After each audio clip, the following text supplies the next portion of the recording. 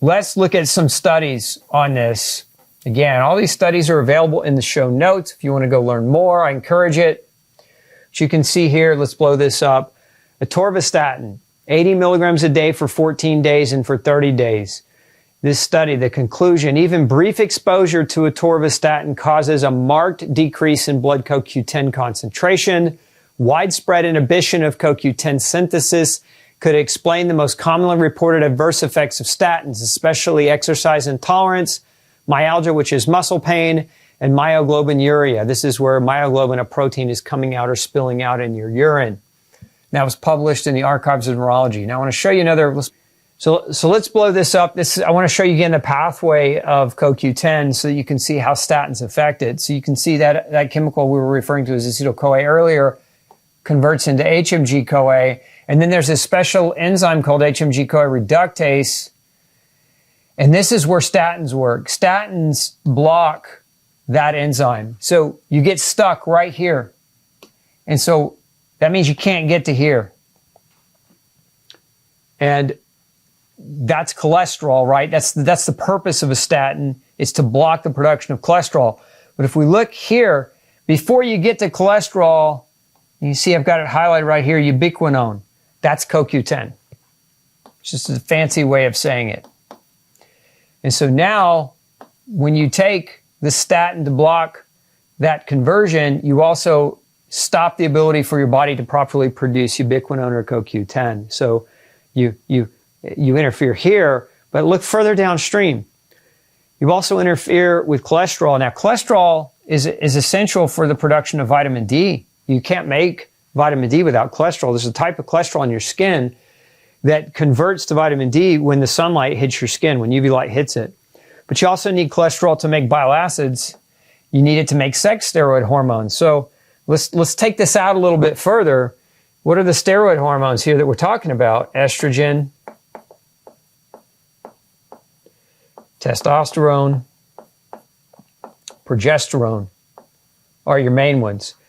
Bile acids, what do? What is their job? Bile acids' primary role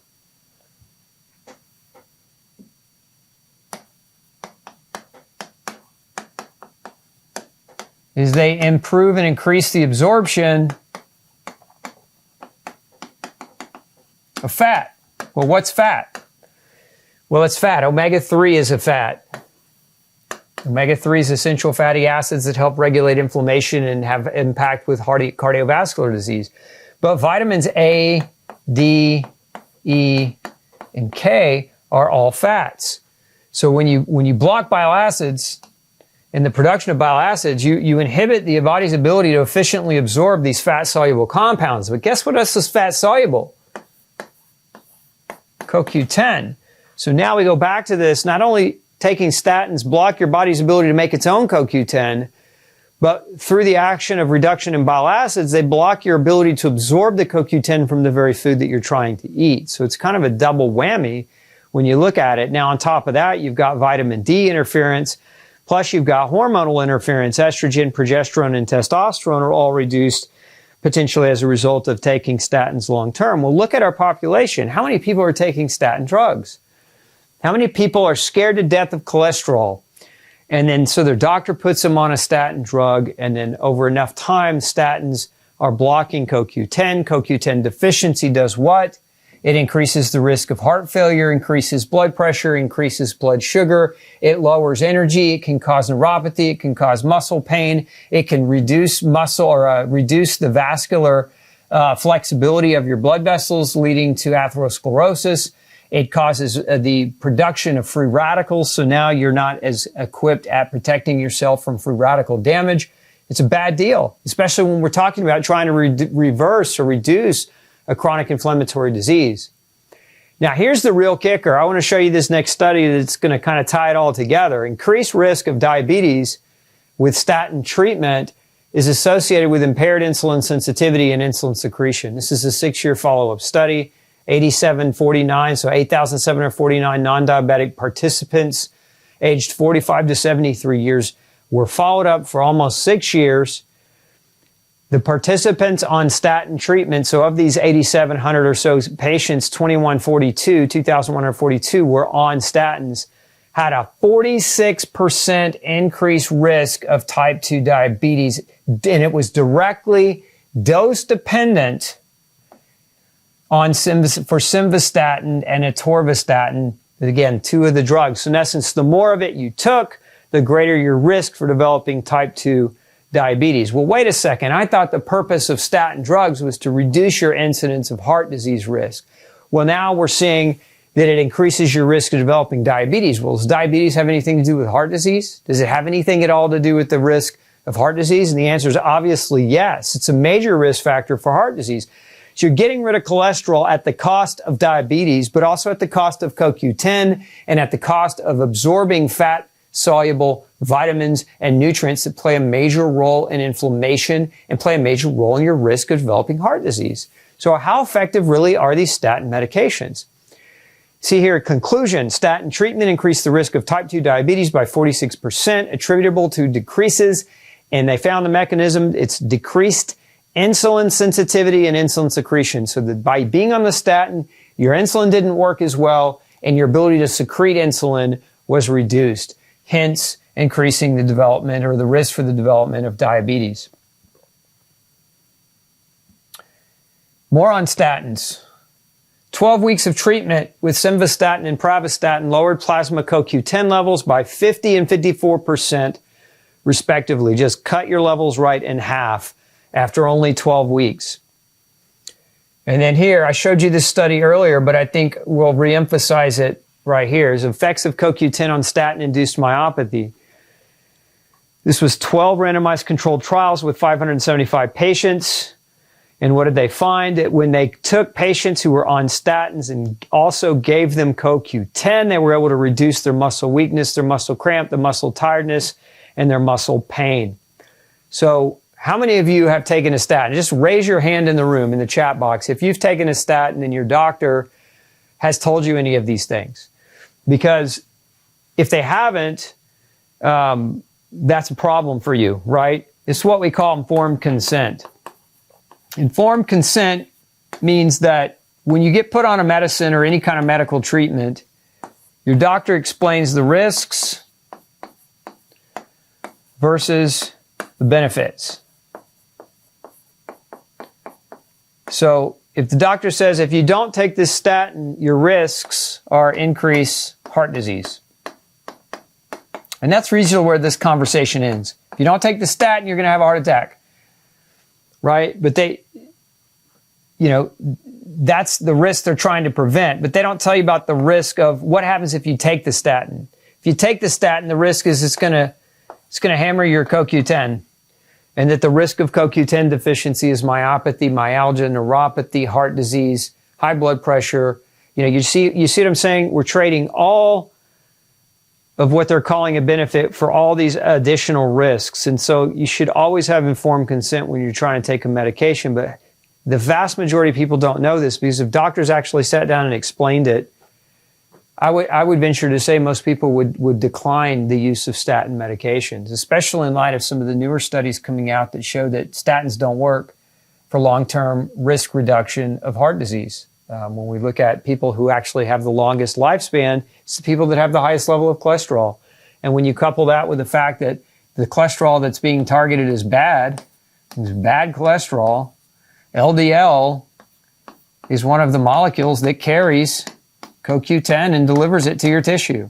This is another mechanism of how taking these medications that lower your LDL will deplete your CoQ10. So not only do they deplete your body's ability to make it, they deplete your body's ability to absorb it, but they also deplete the type of cholesterol that helps your body distribute CoQ10 to your heart, to your brain, to your muscles, to your nerves, and to your other tissues. We also know that bad LDL, I say bad LDL, that's what they call bad. Bad LDL won a Nobel Prize. This was a number of years ago, won a Nobel Prize in medicine. Why did bad cholesterol win a Nobel Prize? Because it was discovered by some really great researchers that you need LDL to form nerve synapses. And if you don't have enough, when you don't form nerve synapses, what we end up getting is cognitive decline. Now, if you look back at the history of the use of statin medications, along with many of these others, again, it's not just statins, but I'm picking on statins today. It's blood pressure medicine, it's diabetic medication like metformin, it's antidepressants, antacids, and blood thinners. All of them deplete CoQ10. Most people with metabolic syndrome are on 3 or more of those different types of medications. And if you look at the onset of the use of all these medications, you know, in the name of reducing the risk of heart disease, but look at the rate of cognitive decline or Alzheimer's disease. It's skyrocketing. It's skyrocketing. And could it be skyrocketing potentially because of this? Because of all these mechanisms? And I would venture to say a smart person would put their money on yes. This probably is in a large part what's happening. Now, certainly there are other variable factors, but I don't think we should dismiss these. All right, next let's talk about statins and the risk of polyneuropathy. In this particular study, long-term exposure to statins substantially increased the risk of polyneuropathy. Now, we've just said that statins reduce CoQ10, and we said that CoQ10, when it's low, increases blood sugar and blood pressure. Okay, and what's one of the side effects of blood sugar elevation? What do they call that as a disease? They call it diabetes. And what happens to diabetics over time? Does they develop neuropathy? It's what they call a diabetic neuropathy, right? So could part of the diabetic neuropathy or the polyneuropathy induced by statins be from CoQ10 deficiency? Sure, it could be, among other things. And so this, again, is one of the long-term risks that you should have been told about before you ever put that statin in your body or in your mouth.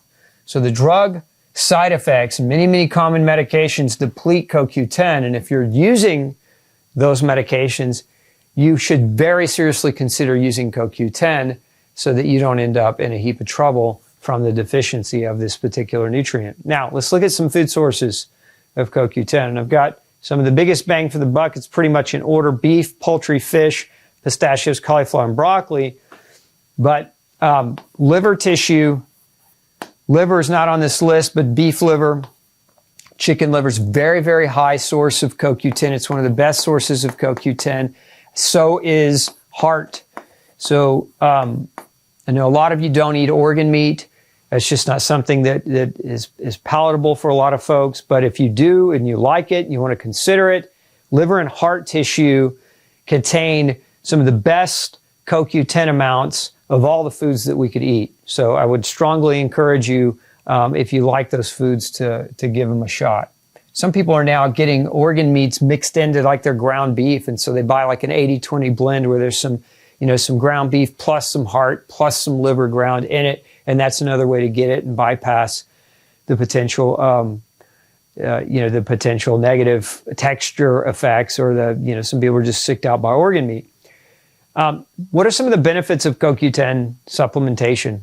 So now that you know a little bit more about it, this should just make better sense for you, right? So supports cardiovascular health and function, supports immune and nervous system function, impedes diabetic complications, as we've talked about, neuropathy, guards against cancer by protecting from free radical damage. It reduces normal signs of aging, helps with gum disease and periodontal disease, assists muscle regeneration, slows the progression of mitochondrial disorders and neurodegenerative diseases. There have been a number of trials showing that to be true. So a number of studies showing that to be true. So there's a lot of potential upside for CoQ10 supplementation. And as I mentioned before, there are very little to no side effects of taking CoQ10, even at higher doses.